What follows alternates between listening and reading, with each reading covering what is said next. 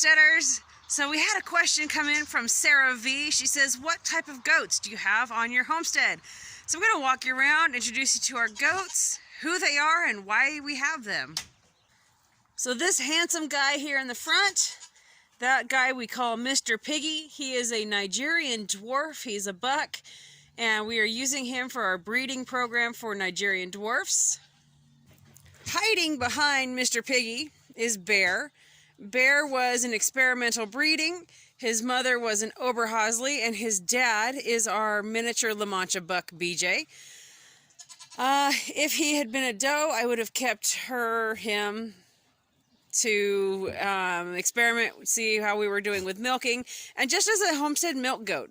Both lines had excellent milk production, so the hope was that Bear would have been a girl, and we would have had a homestead milk goat with hopefully high milk production. And instead we have Bear, and we're going to offer him actually for sale as a buck for some folks that aren't interested in registered goats but are interested in milking goats. And then Mr. Piggy in front of him, like I said, he's part of our breeding program for our Nigerian dwarf goats. I've switched to them primarily because they're smaller. They have a much smaller footprint on the land. I don't have to feed them as much. But and even though they're not going to produce nearly as much as my big girls, they do produce quite a bit, and enough for the four of us to use. And I also like the milk. It's got a higher butter fat. The taste is, in my opinion, a little bit better than what I'm getting from the other girls. So that's one of the reasons why we switched to the Nigerian dwarf goats. This guy giving us a little bit of the goat stink face. He's giving me the stink eye because I haven't fed him their hay just yet. Anyway, this is Happy. He is a wether, which means he is a fixed male. He will not be making babies. Anyway, he is of Oberhausley and miniature La Mancha breeding, just like Bear. They're actually cousins, not brothers, but cousins.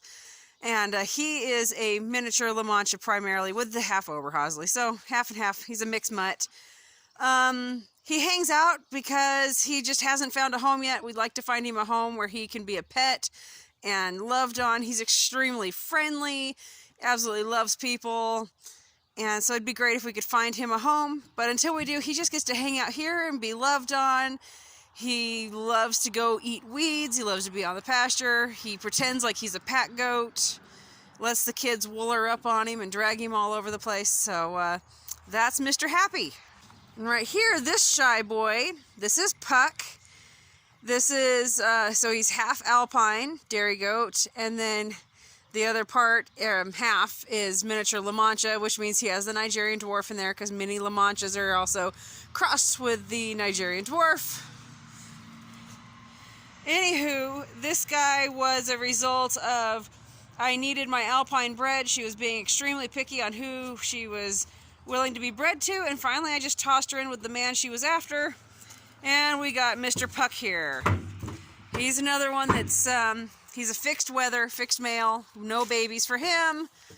Just gets to hang out here and have fun, be a boy. And another one, we'd like to find him a home. This handsome man who is completely full of himself, this is BJ, named after BJ Honeycutt, the character from MASH. He is our miniature La Mancha buck for when we were breeding miniature La Manchas. We are getting out of that. We're walking away from that. So he actually is for sale. His mama was Henry's one of his primary show goats when he was in 4-H. She was extremely great at what she did in the show ring, out of the show ring. Great family pet. We actually, she did pass away last year. And so we're just, I love the La Manchas. They're a really sweet goat. They're very quiet. They're very friendly. But I'm kind of getting out of the big goats, and we're going right now to the Nigerian dwarfs. If I don't know, if I found the right ones, I would consider a couple does and stick with the Nigerian, or not the Nigerians, the La Manchas, and we'd probably go with just standard La Manchas and get out of the minis altogether.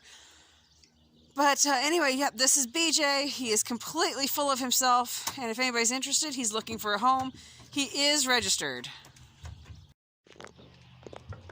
This pretty lady is Nikki.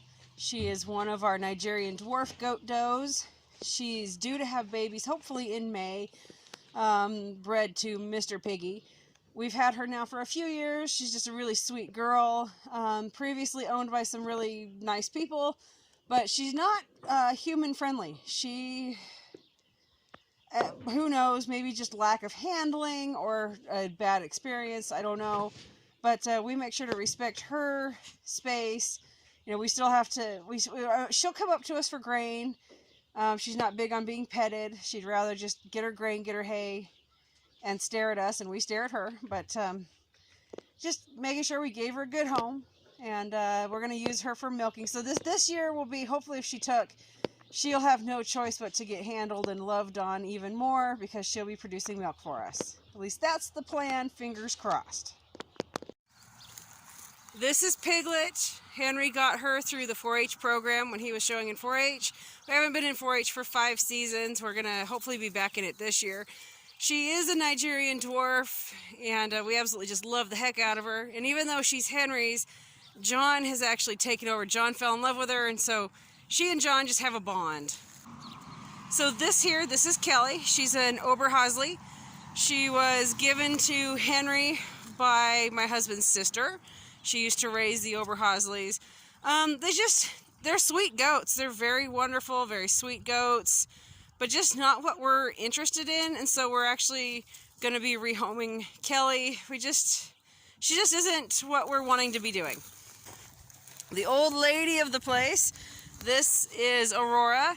She's an alpine dairy goat, and we've had her, she'll either be 11 or 12 in April, which is pretty darn old, especially for a female goat that's been milking and stuff. But she's the one that's one of them that started it all for me. She's not my first goat that I had. It was a different alpine, but she's one of the first I invested in and bought. And she's the last of my old ladies. She's the last one of what I got started with. And I fell in love with the alpines. I liked the various colors they came in. I liked their attitude. Like, they're not afraid to take something and then pound somebody else for, they're not afraid to pound some heads. They're not afraid to give it right back. So, they're kind of stinkers. I do not own any Nubians. I've experienced that. They're extremely loud. They're divas. A breed that I really liked, but I've never had, is a Saanen or a Sable. They're both, anyway, those two breeds. I've considered them, but never got into them. I like them both a lot, just never got there. A breed that we wish we had, we just don't have right now, is the Toggenburg. That's actually my husband's favorite breed of goat. And depending on how this year goes, we may or may not consider adding a Toggenburg to what we have. I just don't know for sure. But we will see on that. So anyway, that is our goats. They're used for their milk. They're used to create fertilizer for us. They're amazing pets. The milk we get from them is used in many, many ways. Cheese, drink it fresh. We give the milk often, or not give, we sell it at low prices to people in need of milk for orphaned animals. We've got folks that use it for soap and lotions, so lots of different uses and reasons to have the goats, and they're just crazy, so they're fun. They will test you. Justin Rhodes calls them devil eyes. They will test your patience to no end and back, but I don't know, there's a special place for people that can handle having goats in their lives. Alright, you guys, if you've got any other questions about the goats, please feel free to ask. Comments below, stuff like that. Consider hitting that thumbs up button or thumbs down if you want. And consider subscribing, and hopefully I'll catch you guys on the next video. Bye, guys.